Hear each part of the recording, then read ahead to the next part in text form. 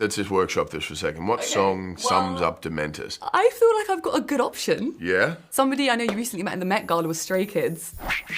My first question was going to be for you and Anya, but obviously she's not here. What's the question that you would want to ask her that you haven't asked yet? That I haven't asked yet. I mean, we've sort of been, investigating one another during this press tour quite a lot. I was just kind of deeply impressed and was like, how did you convey so much depth and nuance with this, She was so impressive. And the character is due to the world that she inhabits, is trying to disappear and stay hidden, but needs to still tell a story. And gosh, this is just brilliant what she does there. How does she do it would be my question, and I don't know.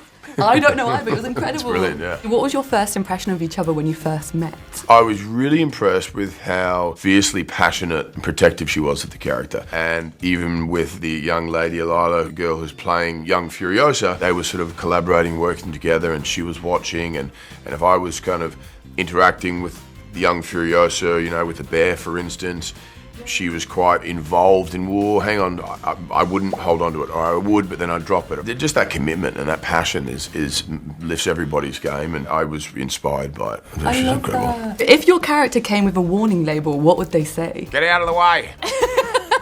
I love that, just simple, even in the voice as well. Move! Get out the way, move! What theme song would Dr. Dementors have every time that he walked into a room, and why? What theme song would he have? You've got to give me a bit of time to research this one. What do you think? Let's just workshop this for a second. What song sums up Dementors? I feel like I've got a good option. Yeah? Somebody I know you recently met in the Met Gala was Stray Kids. I'm a massive K-pop fan, and their song God's Menu, I feel like would fit. Oh, that's perfectly. cool. It goes do, and it's super powerful. All right. Like I feel like Dr. Dementors always needs the power of or a sort of big sort of symphony, orchestral sort of Beethoven, because he fashions himself as an entertainer, as an emperor, as someone of great importance. Whether anyone else agrees with him in the wasteland, up for discussion. You met Stray Kids. All the fans have been asking me to ask you how that was, because apparently you lifted them up and they were so excited about that. Cuddles. Yeah, I loved them. They were just like a bundle of energy and joy, and I was like, I love you guys, and I was picking them up and having a little wrestle with them. I get really excited at those events. I turn into sort of a fan, and it's kind of like I feel like I've snuck in the back door and I'm not supposed to be there. And I think also living in Australia, I'm so kind of removed from it. So when I go to those events, it's quite kind of serious, I'm just like, woohoo! I love you. I love your music. I love your TV show. I love your film. Come here, give me a cuddle.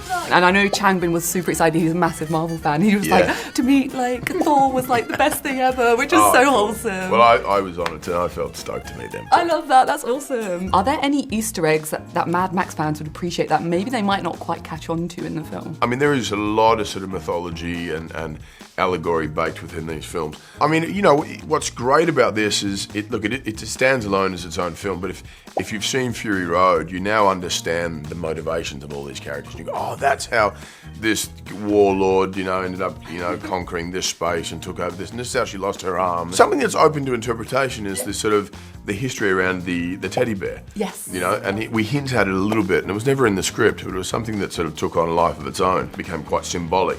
I think both for Furiosa and Dementors in very different ways. But I love that little bear. You always had it on you at all times.